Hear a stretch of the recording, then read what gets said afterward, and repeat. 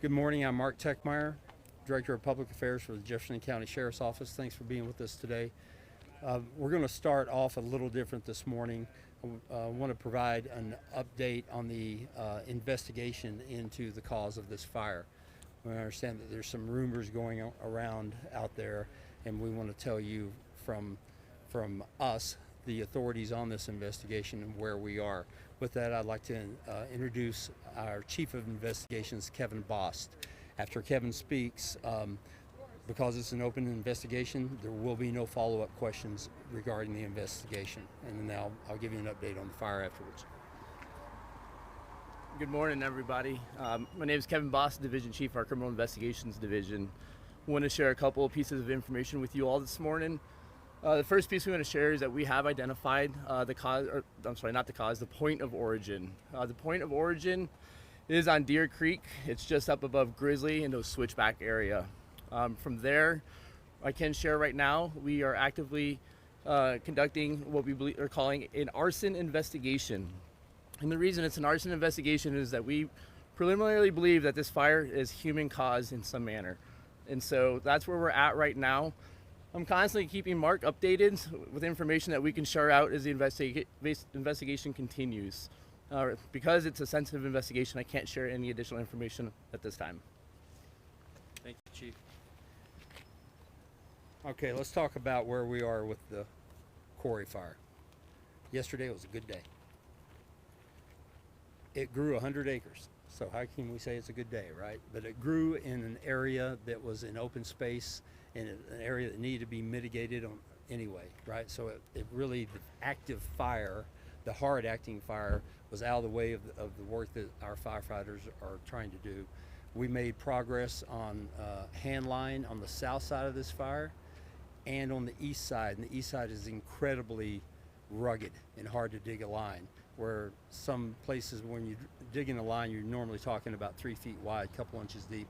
We're having to go much wider in spaces. It's taking a lot more effort than a normal line dig for wildland firefighters.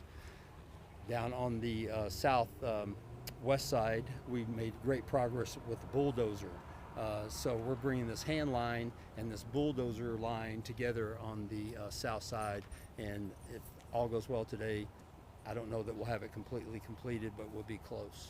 So again, no injuries yesterday, so that was a good day, and no structures lost. So we're continuing to move forward with that. Let's talk about Deer Creek Canyon Road. It's been a concern from the get-go on this of that fire jumping to the north, which would be our worst nightmare, and we feel very confident where we are with the line along Deer Creek Canyon Road. We do not anticipate that being a problem. You know, it burned up to the road, but we have to work it back from there due to weather and embers possibly carrying stuff over. So we're feeling really good about Deer Creek Canyon. So that's good news. Last night, 59% humidity. It really laid down, as wildfires normally do during the night, but when you have high humidity like that, it's very helpful. We had some trees torched last night, but nothing to speak of. And I just want to ensure everyone that during the night, our patrols are continuing up there. We have deputies and firefighters patrolling all those neighborhoods throughout the night.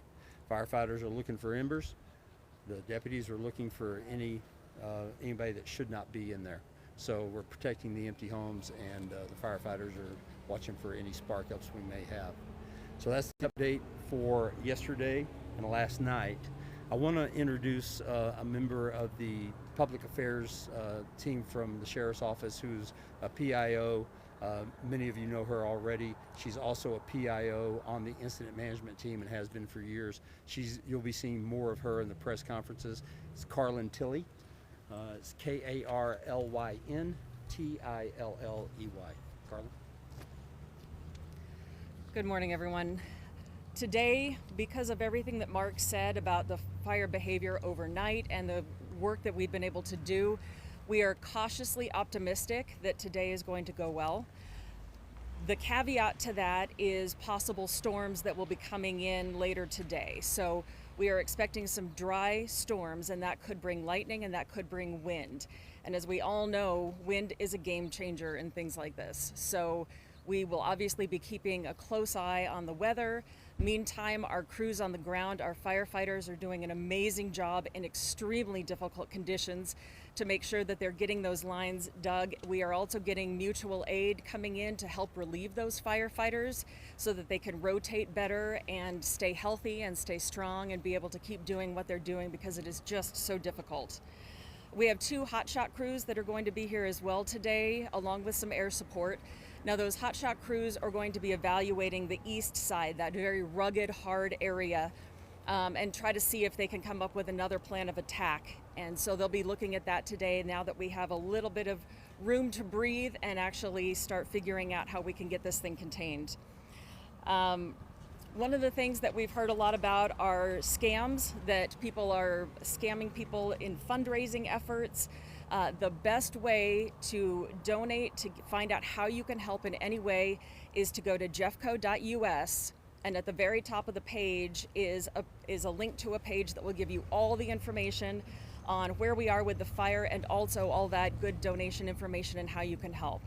And we sure appreciate everybody who is trying to help, so thank you very much. We also just want to thank our evacuees for your patience with us as we do this. It's hard to be out of your homes. It is incredibly difficult to not know what's going on and not to be able to see your home.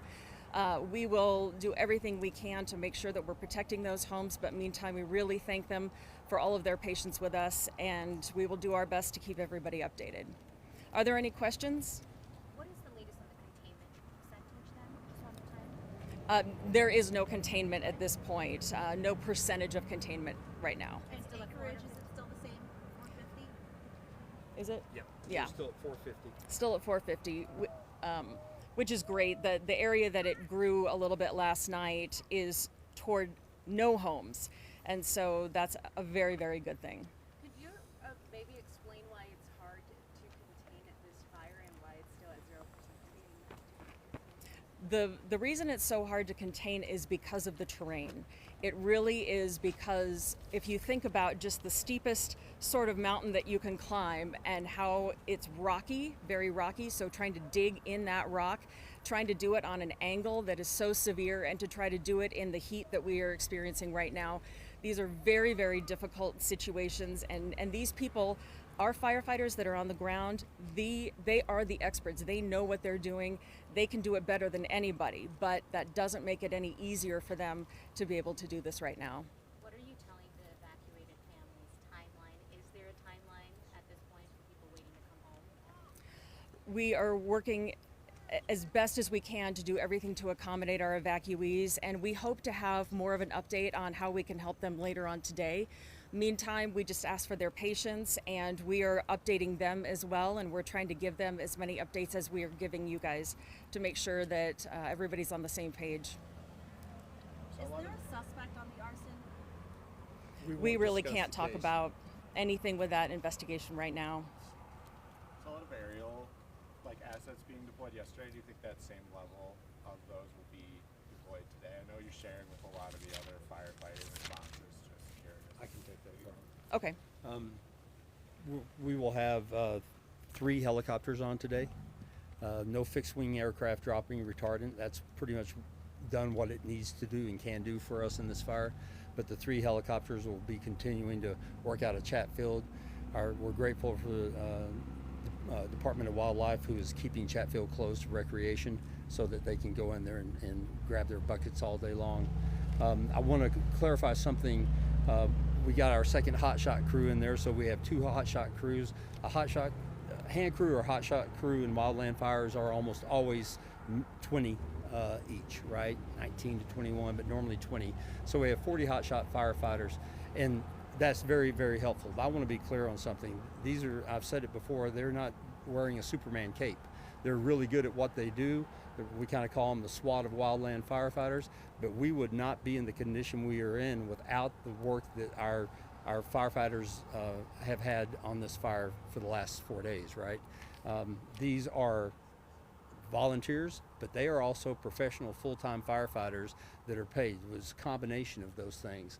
And I've been thanking the volunteers, and we are hats off to them. But I also want to recognize the hard work that our our firefighters from West Metro Fire and 20 other agencies are doing on this fire every day. So I just think it's important that you guys know this is tough. And we've got some firefighters coming in to relieve guys that have been working this fire for, long hours for the past 4 days. At last you said that there were about 155 firefighters out. What are the numbers look like? We should now be at 185. And as far as time, as far as, what were you saying to the evacuees about getting in? We wish we could tell them that today's Friday, we're going to get you in this weekend, but folks, it's not going to happen. And can we give them a time frame for next week? We're hopeful, but we would be guessing. It depends on so many factors. We're making good progress, though. We feel really good, way better than we felt a couple of days ago. Holding Deer Creek Canyon Road, that is a huge victory for us. And the fact that the bulldozer line was so successful yesterday, the hand line so successful yesterday, we're making really good progress. So we'll just see how it goes. It's just, we have 20-year firefighters are saying, I have never worked in terrain like this. With the way that the fire is moving, how does that impact people who are under the pre-evacuation orders right now? It's hard to say, Anusha.